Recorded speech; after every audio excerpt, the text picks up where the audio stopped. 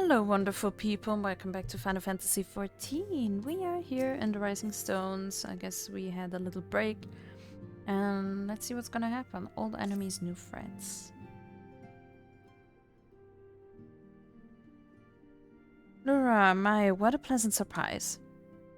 If you've come to inquire after the Archons, fear not. Master Matoya's treatment has proven effective in stabilizing their corporeal ether. We mustn't grow complacent, however. Potent though these magics may be, they are not without limits. We can only hope they afford us enough time for the Crystal Exarch to complete his work. If only we could go with you to the first and help.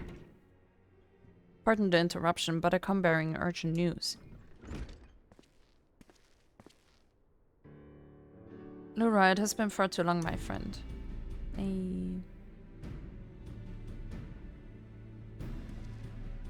Forgive me, I don't believe we have been formally introduced. Maxima, former Garlean ambassador, I remain here in Eorzea under the auspices? I don't know. Of Commander Alden, offering what counsel I can in the hopes of resolving the present conflict with the Empire. Ah yes, I have heard stories of a defector from Garlemald, but never mind that, you said you have urgent news. Indeed, as you may have heard, the Imperial capital is in turmoil, and a sizable portion of the Garlean forces have been recalled from the Gimlet Dark.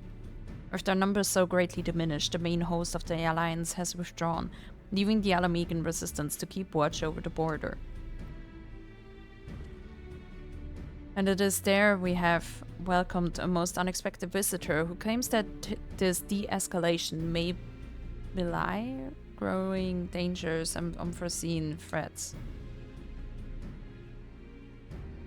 Commander Alden has arranged for an impromptu meeting to discuss these revelations. He has also requested a representative of the Scions attend as well, though it was clear to whom he wished I extend this invitation. It would seem this time is of the essence. But you'll not be attending this meeting alone, though I am not as well versed in the affairs of city-states as our comrades. I see no reason to burden a single Scion with all this. Yes, of course, then we must make for the Alamegan quarter with all haste. What are you waiting for? Get going, you two.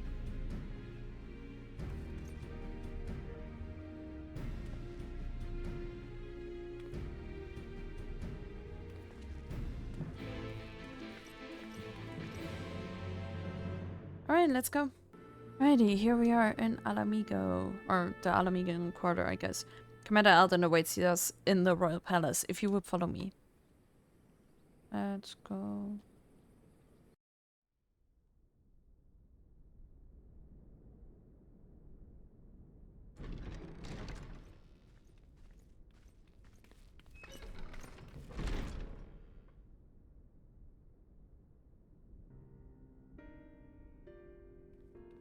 Gaius!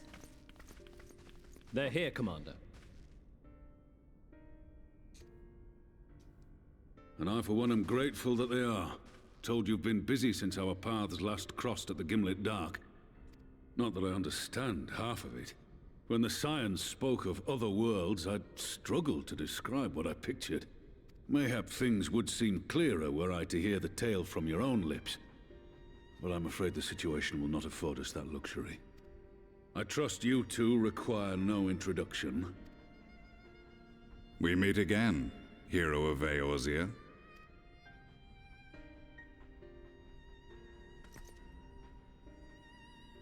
Must we repeat this ridiculous display? I pose no threat to you, though what I come to warn you of very well might. Had he meant to do us harm, I hazard he would have kept to the shadows, and brought more than 2 companions. We need not pretend to be the best of friends, but I hope we can put aside our differences for the present.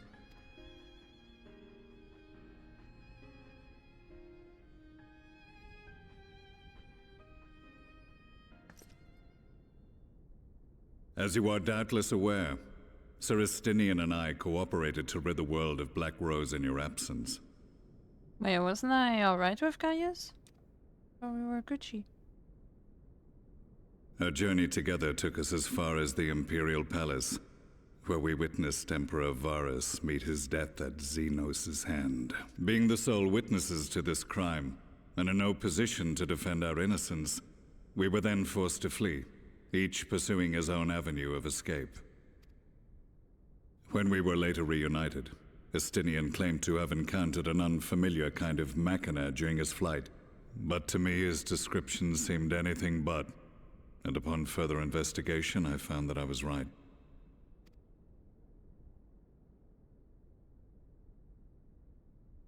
The Empire is developing a new Ultima weapon. What, that Allagan monstrosity, created to vanquish primals?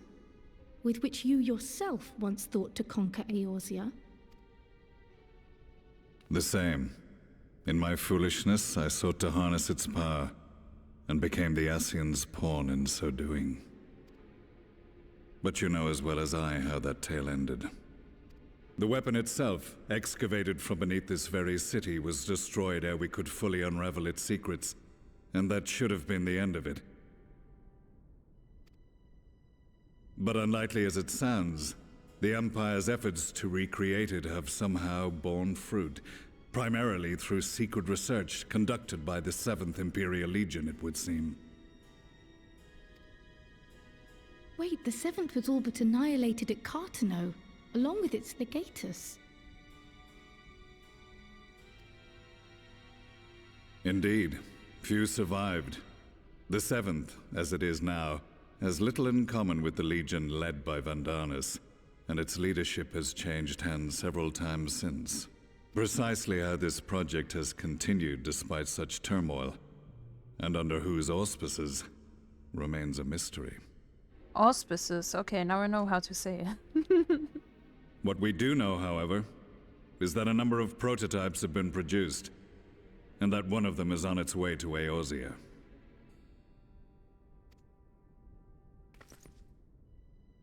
We attempted to stop it, but it was all we could do to slow its progress, so we resolved instead to bring you warning. And right glad are we that you did, though it soundly dashed our hopes that tensions might ease at last.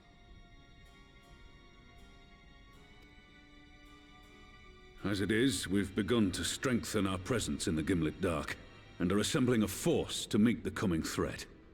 A force with you in its vanguard, I hope. Before you say anything, I know full well you have pressing concerns of your own. Your comrades remain in peril, and I would not ask you to forsake them. But the fact remains that you, and you alone, have faced the Ultima weapon, and emerged victorious. We need you. And so, when the time comes, if your comrades can spare you, I bid you lend us your strength. I've assigned an officer to await your word.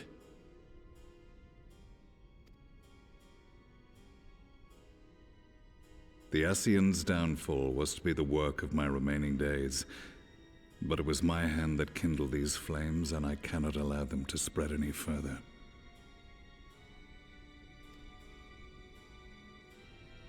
I will do what I must to see this mistake consigned to history once and for all, even if it means begging your aid.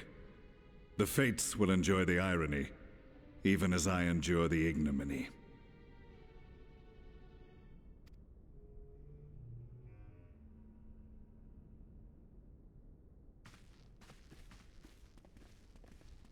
I too shall make for the border and offer my skills, meager though they seem in such company. Mayhap we shall meet there anon.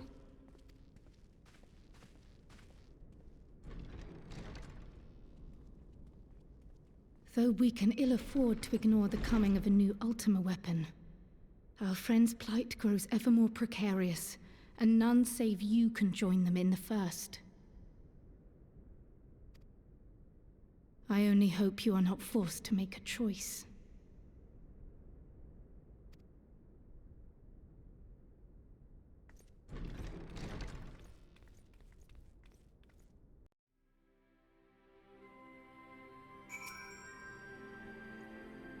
As ever, the way forward is paved with difficult decisions. Who are we talking to? We can ill afford to ignore the threat of a new ultimate weapon, but with each passing day, the plight of the Scions grows ever more perilous. If you cannot stay for a debriefing on the ultimate weapon, I will not stop you. I only ask that you confer with me before returning to the first. What the hell is that quest that showed up? The way home. I take it you're ready to return to the first. Then I would ask that you apprise the others of recent events here in the source, namely Xenos' return and the development of a new ultimate weapon. As for their bodies, you may assure them Master Matoya and I will continue doing what we can to keep their corporeal ether stable. Safe travels, Laura. I hope to see you and the other Scions soon. And that's the thing, when I'm in the first time, like, I can be a year in the first, but here it's like only a little bit now. So, that sounds nice. Ah, the puppy from the event. Okay, let me go back to the Crystarium. Yellow Crystal Exarch. You've come at the most opportune time, my friend. I've made something of a breakthrough with my research on the soul, and the means to return the Scions home. I trust you two have been making good use of your time. Of course, I always do. Ill tidings from the source, you say? Then I will summon the others that we might all be apprised of the situation.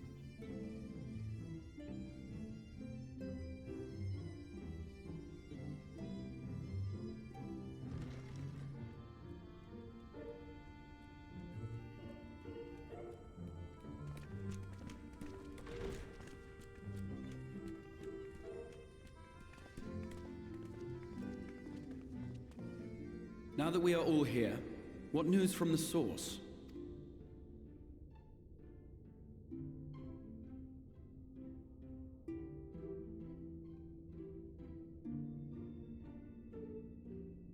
A new Ultima weapon? We must count ourselves lucky that Gaius has pledged his assistance. While this is indeed a worrying development, I think the state of the Empire as a whole greater grounds for concern. With the Emperor slain and Xenos returned, it is impossible to predict how matters will unfold in Garlemald. The Ultima weapon may be but the first of many unpleasant surprises. The situation beareth closer observation, of that there is no doubt, and doth compound our need to return unto the source.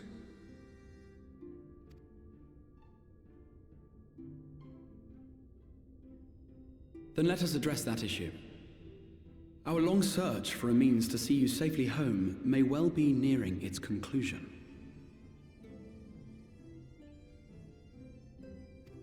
Thanks in large part to Urianger and Becklug's invaluable insight, we have succeeded in fashioning a vessel for the journey.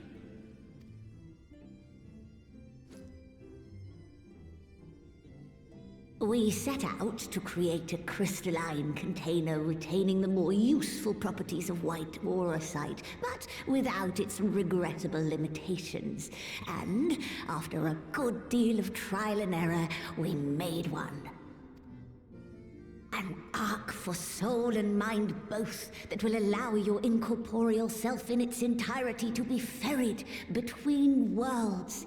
A spirit vessel, if you will.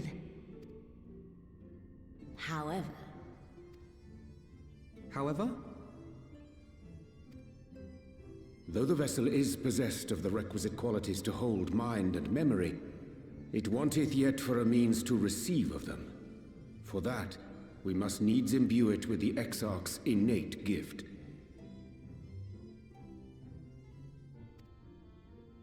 A gift that lives on only through the blood of the Allagan Emperors, which certainly does not flow within auracite or any other crystal. Just so, milady. The blood serveth as a conduit of sorts. In its absence, memory cannot pass from mind unto mind, nor from flesh unto crystal. That being the case, we must either alter the process of inheritance so as to require no such thing, or determine a means by which my blood may permeate the vessel. I am hopeful that the records found within this tower will yield the knowledge we require to pursue one or the other of these avenues. As well you should be. The Allegan's body of etherological research is extraordinary. I can scarce believe it the work of ages past. But its underlying principles are not so very different from those of my own field of study. Given time, we will find the answers we seek.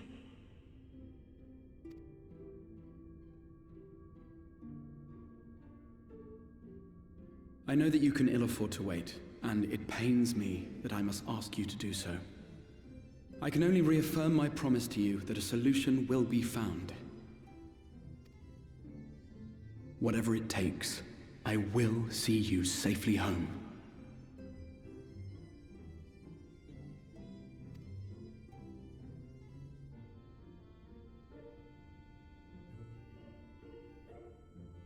My apologies.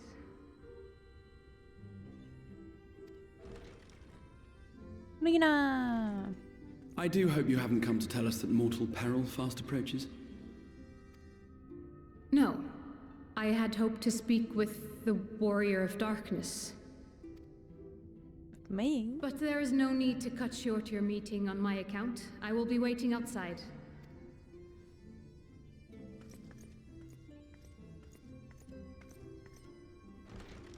Why not speak in here? She knows I don't mind. Unless she didn't want to. Perhaps I might accompany you. Though I am woefully ill-qualified to assist in the Exarch's research, I may yet be of some use to Lyna.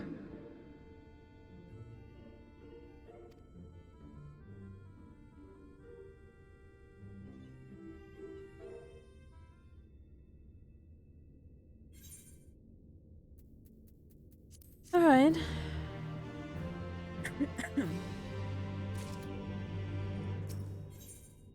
Seeking counsel. I must confess, while I enjoy my fair share of scholarly research, it will be good to step outside for a spot of fresh air. Now then, shall we go and speak with Lyna? Why we? She wanted to talk to me. Alrighty. Let's see. We have little time, so I will be brief. A Sin Eater has been sighted in Lakeland, and I ask for your assistance in saying it. I thought they were done. A Sin Eater, I had heard some few yet remained after the night had returned, but perhaps you should call the others. That would not be necessary. It is only a single Sin Eater, a simple task for our guard, I should think.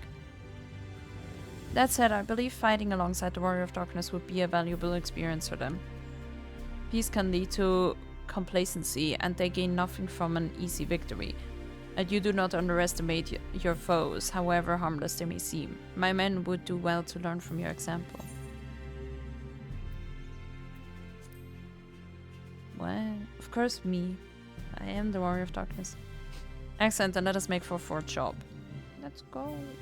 Ready, run for a job. Let's see. If you would wait here a moment, I will gather the others.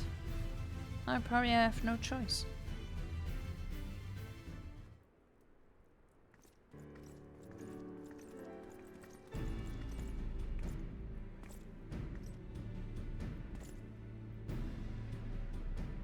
You may not remember, but you have met these soldiers once before, though only in passing. Long have they awaited the opportunity to fight at your side. I was at death's door that day after the Sin Eaters attacked. If you and yours hadn't come along, I'd have likely stepped through. And I wouldn't have been alone. Your courage and selflessness is something we all aspire to. I too was there the terrible day. My friend was transformed into a Sin Eater before my very eyes, and I had no choice but to cut her down. The thought of returning to the field of holding a blade again filled me with dread. But that is no way to honor her or my comrades, and so I have returned. I swear I will not let you or anyone else down from this day forward. A pleasure to meet you, miss. Truly, it seems like only yesterday I watched as you took flight astride an Amaro to go and save the Oracle. Strange to think the Yomoran soldiers we once locked blades with are now on our side, and we will do our utmost to keep the peace here in Lakeland. We seem to be missing one.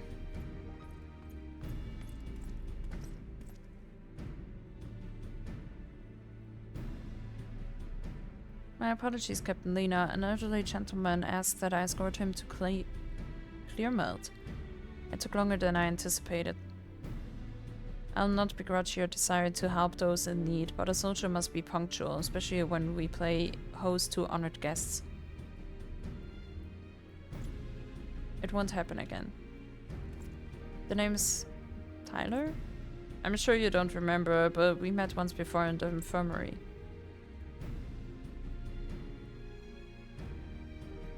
I asked you to deliver a message to the Exarch and the Warrior of Darkness. Little did I know I was already talking to her. Don't give up, don't give in. I keep those words close to my heart, and the boundless, beautiful skies above serve as a reminder of their importance.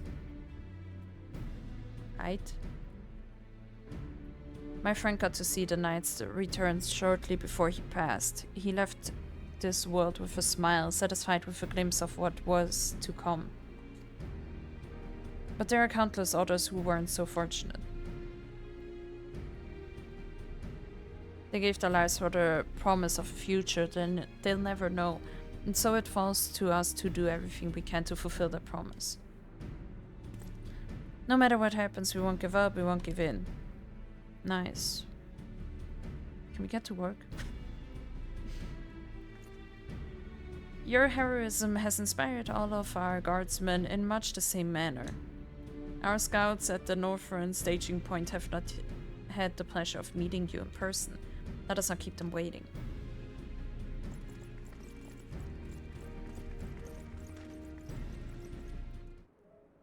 Alrighty, let's go.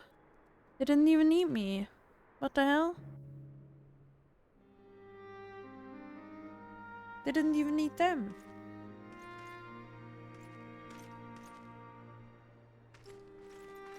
Man, I'm freezing and I don't know why. Ooh, it's actually pretty warm. Did you slay this eater? Your orders were to await the main force before engaging. No, Captain. It wasn't us, I swear it. A man came out of nowhere and cut it down before we knew what was happening. By himself? Certainly it is no light warden, but nevertheless. It's true. Felled it with a single swing of his axe, he did. I've never seen anything like it. So I says to him, "Who are you, the warrior of bleeding darkness?" Yes, he is. And he says, "No, I'm a warrior of light." And that was it. Buggered off as quick as he came. A warrior of light? Why would someone go around calling himself that, though? It was those bastards who caused the flood. I mean, if you were going to pretend to be anyone, it'd be her. The warrior of darkness. Eh? Oh, I didn't know. It's an honor.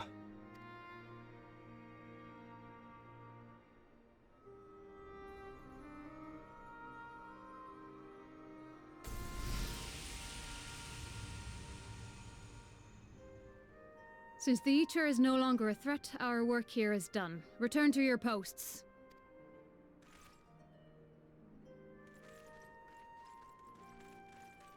I had hoped to fight at your side today. But I'll continue to follow your example, and may we meet again.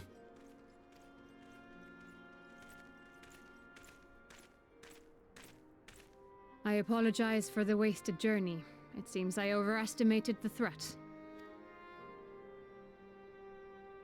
As for this warrior of light, I do not know who would be brazen enough to take that mantle for his own. Whatever it may once have meant, it is forever tainted by the association with the Flood. The Exarch told me the truth of ARDBERT and his comrades' deeds, and I am aware they played some part in your own triumph. But to most, they are synonymous with the calamity that befell this world. Still, if this man is minded to destroy Sin Eaters, I may forgive him his unfortunate choice of alias. But that is neither here nor there. I thank you for accompanying me. With that concluded, shall we return to the Crystarium? There is a proposal I should like to make.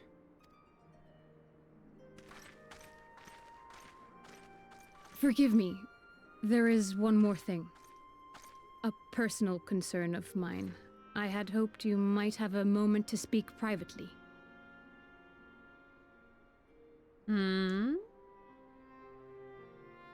Take your time. I shall go on ahead.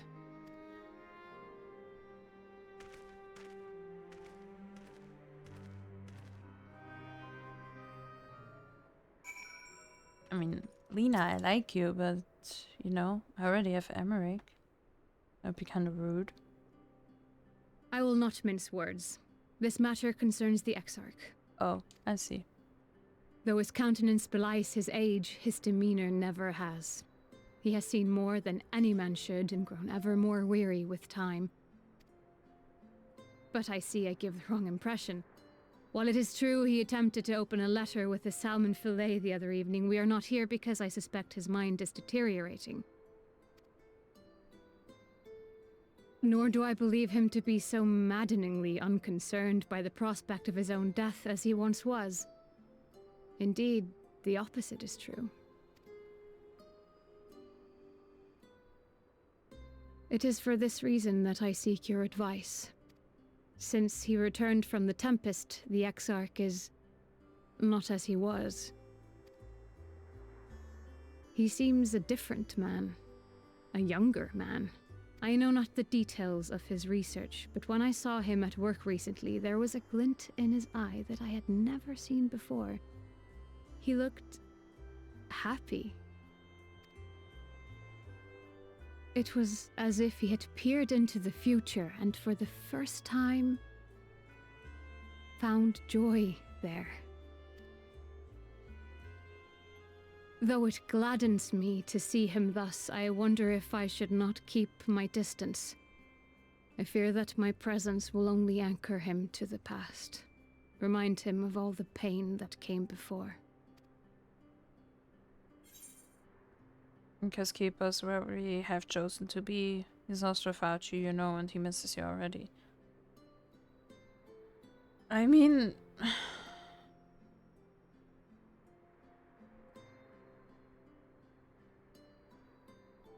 I hate both answers. I mean, I would say, I don't know, you know him best. Like, you do what you want. Is that so? Then perhaps we might remain as we were. As we have always been. What a relief. In that case, I will have to speak with him about the amount of time he is spending at work. This research is important, I know, but if he refuses to consider his own health, I will have to consider it for him.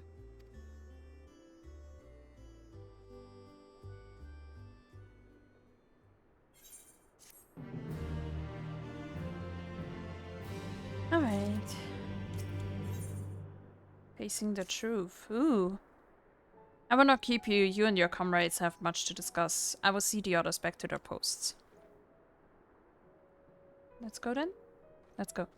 Alrighty, we're back at the Crystarium. The others were quite shocked to hear of what we found in Lakeland, but now that you're here, there is a proposal I should like to make.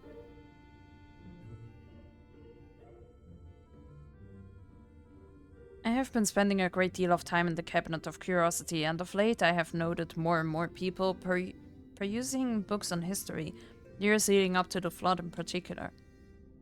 I suspect they wish to know more about the Warriors of Light as well. They should, but nearly everything I've come across describes them as Sin-Eaters or worse. Regardless of whether or not this Warrior of Light is who they claim to be, I worry that their sudden appearance in conjunction with this renewed interest in their predecessors may lead to growing unrest and fear. If the people of the Crystarium seek the truth, I say we give it to them. I too can attest to the falsehoods found within full many of the Cabinet's tomes, with nary a mention of the noble deeds of ARDBERT and his comrades.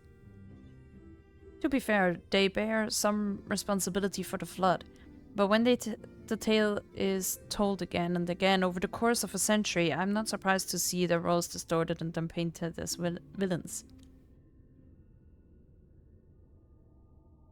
Were it not for the records stored within the Crystal Tower, I would have had no reason to question the narrative. Unfortunately, that knowledge was of no use, and when I arrived here on the first, our reputation had already been irreparably tarnished. That said, there still remained those who worked tirelessly to defend their good name in those early days following the flood. Considering all the good they had done, I found it a wonder they needed defending at all. They brought to justice the man who misused my knowledge to bring about the fall of ARDBERT. That such heroes would be spoken of in the same breath as sin eaters is absurd. Under normal circumstances, I would agree, but as time passed, those who knew firsthand of their deeds dwindled. In the end, only one truth remained, and that they were the cause of the flood. With the world on the brink of oblivion, it was all too easy for the warriors of light to become villains, deserving only of resentment and hate. At that point, the truth mattered little. It would not change their lot. Thanks to all of you, however, their lot has changed, and now they may heed the long-forgotten truth. You claimed it was ARDBERT who helped you overcome Emmet Cell, correct? Such a revelation would do well to sway the hearts of those who know him only as a villain. I have shared this with a select few, but one and all must be told of his sacrifice. To that end, I say we proceed with Alphinaud's plan. We call together the people of the Crystarium and recount to them the true tale of the Warriors of Light and the flood that followed in their wake.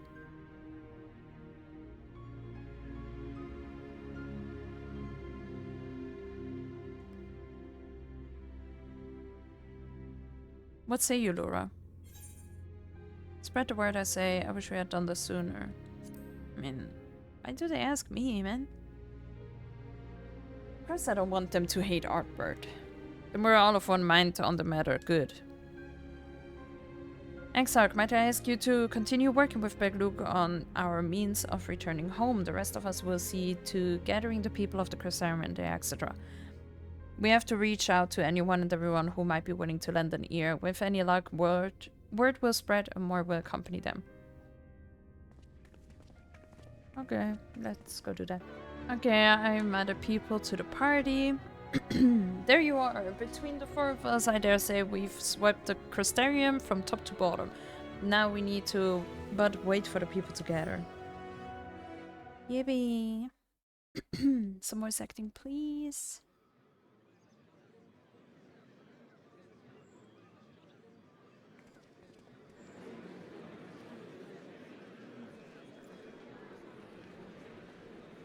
Yes, this looks to be nearly everyone.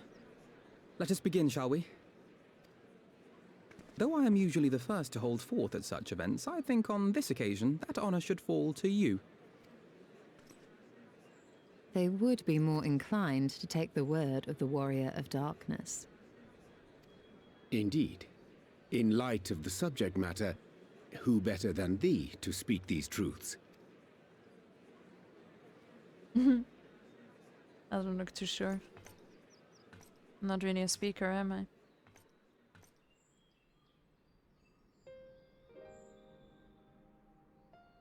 Blah blah blah blah blah blah blah blah blah blah blah.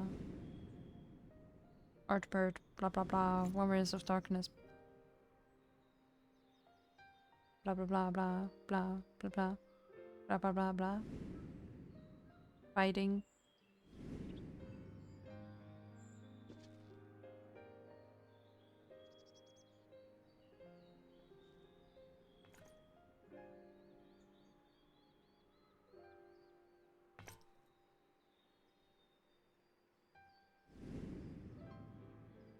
Infidia, ARDBERT, blah blah blah. Blah blah blah blah blah blah blah. Wicked White? The Warriors of Light did all that? So they never... I mean, they only ever wanted to help. And when everything they'd done turned to ash, they still carried on. They gave everything to stop the flood. First their lives, then their souls. And they managed it too, in the end. They saved us. And we cursed their names.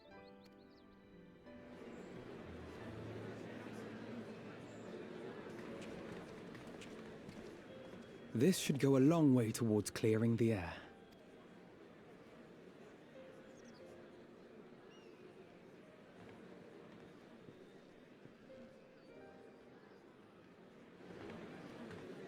ARDBERT!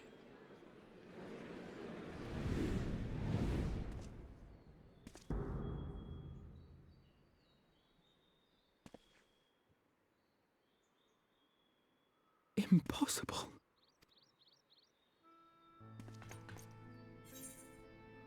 It could seem to. Take it, I'm not imagining this. I definitely see something. You don't think it's a ghost, do you? Nay. Yonder standeth no bloodless apparition, but a warrior of light and darkness both. ARDBERT. What in the world?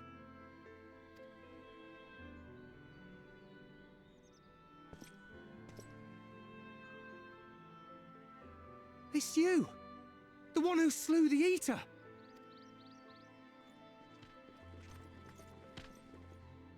That it should be the warrior of darkness who brought the truth to light.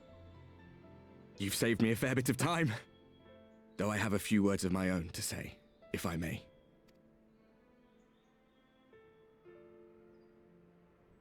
People of the Crystarium! I am ARDBERT. One of those you know as a warrior of light. That's impossible. You should be dead.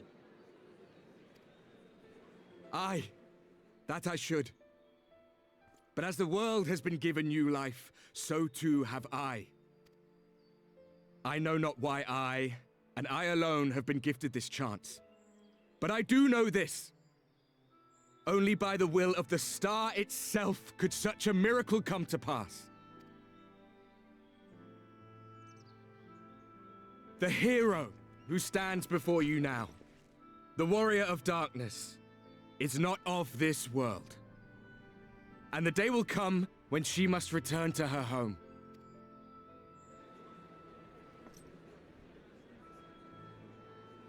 True.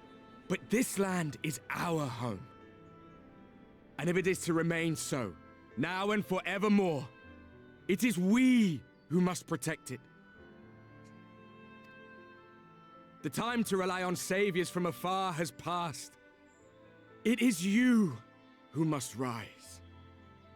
You who must become the new warriors of light.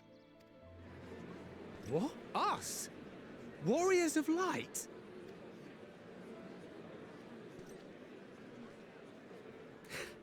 None of us were born heroes, my friend. I was only ever a man with a thirst for adventure.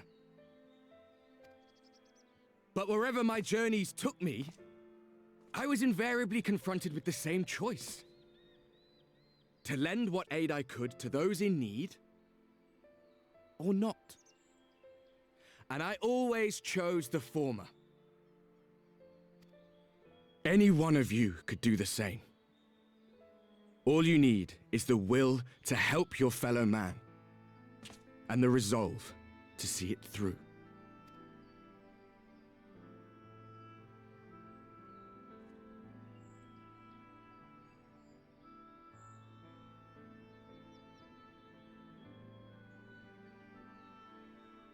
From thine own lips did we learn of ARDBERT's fate, and by thy countenance I gather thou art not inclined to recant thy testimony. Yet whosoever this man may be, his words hold truth and resonate with the citizenry besides. For us to voice our doubts here and now would serve but to sow disquiet. 'Twere better we retired unto the ocular and there discuss this matter in private.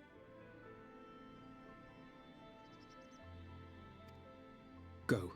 I will stay here and watch.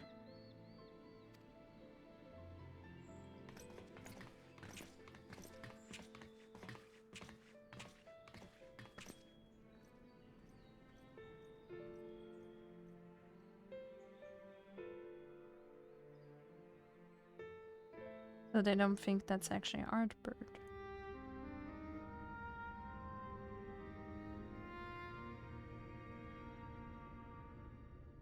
So, that is a warrior of light of the First.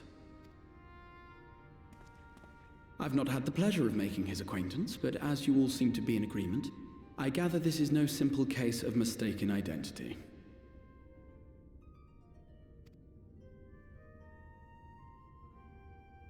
As far as I was able to discern, that was indeed ARDBERT. It has been a long time, but not that long. Could he truly have been resurrected as he claims? No, absolutely not. It looks like him and sounds like him, but it isn't him. Why not? I want it to be him.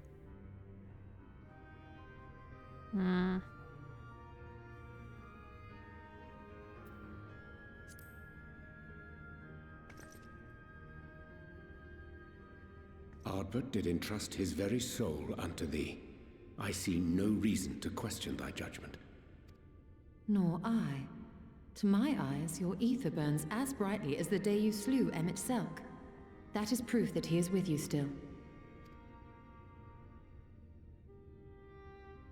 Yet that which standeth now before the people is far more than a passing imitation. I am reminded of the cardinal virtues, though a sin-eater he is not. Which leaveth but one plausible explanation. That he is an Ascian. No! Can't they just leave ARDBERT alone, man? Given their fondness for posthumous possession, I would have to agree. Just let him rest From what I in understand, peace. the Warriors of Light will later rest in Yulmore by those whom they had aided in life. At the time, some few still remembered them as heroes. Needless to say, 4 of them were subsequently exhumed to serve as the virtues. And if one knew where to look, ARDBERT too would not have been difficult to find.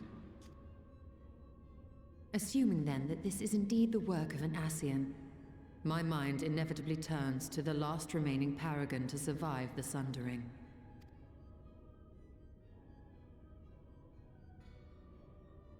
Elidibus. That Xenos hath reclaimed his own flesh is known.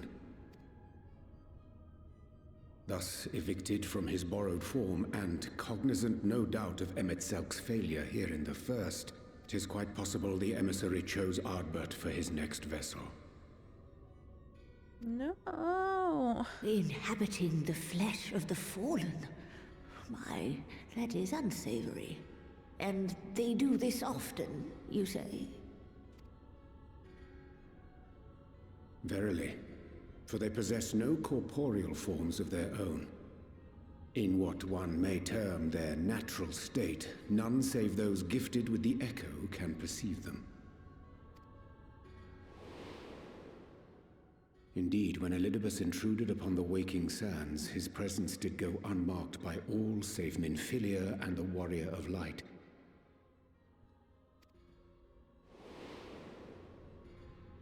On that occasion, I myself remained ignorant of his coming until after his departure.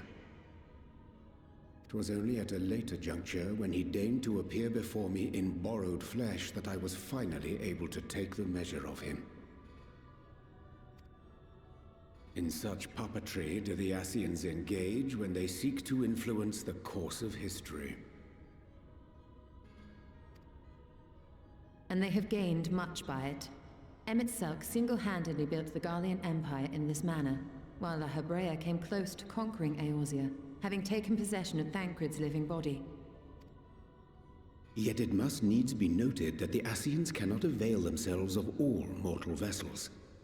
For were they able to do so, none would serve as a better pawn than our own redoubtable champion. Mayhap the blessing of light shieldeth Hydaelyn's chosen from Ascian influence. Or mayhap other forces are at work. We cannot say for certain. Whatever the reason, I hope it holds true. I dare not contemplate what might come to pass otherwise. Is it not peculiar, then, that ARDBERT's mortal remains should be susceptible, given that he was once a warrior of light?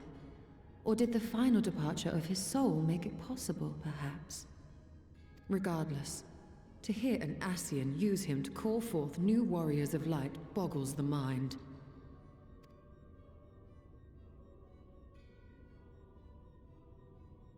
Elidibus hath ever been an enigma, his ostensible purpose being to preserve the balance between light and dark.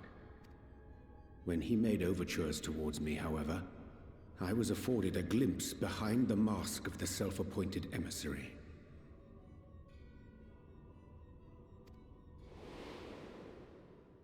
I shall not defend mine actions, undertaken in pursuit of a better understanding of our foe as either wise or prudent. Nevertheless, what little I did glean may now prove useful. Elidibus possesseth a subtle mind, practiced in the art of manipulation. That he coaxed this star's most valiant heroes as far as the source with naught save half-truths is no trifling feat.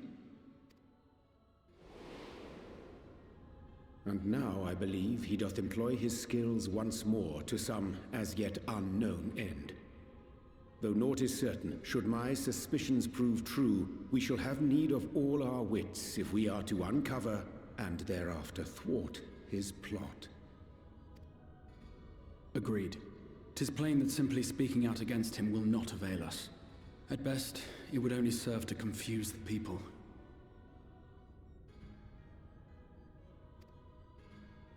And I would hesitate to do anything which might tarnish ARDBERT's reputation once more, nor yours by association.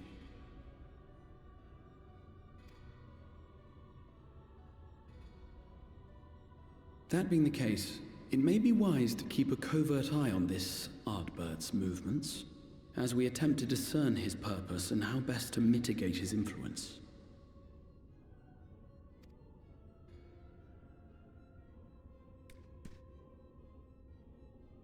His performance appears to have concluded. What now? Go back out and follow him?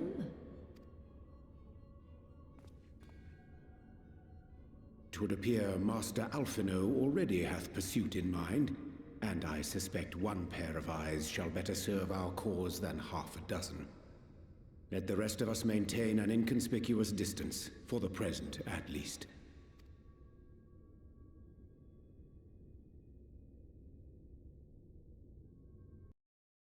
Oh my. That's something. Man, just leave ARDBERT alone. He deserves to rest. That's rude. Alrighty, but we're gonna continue in the next episode. Thanks so much for watching. Please leave a like if you like what you see, and obviously subscribe if you would like to see more. I try to upload every single day. So yeah, thanks again for watching, and bye bye!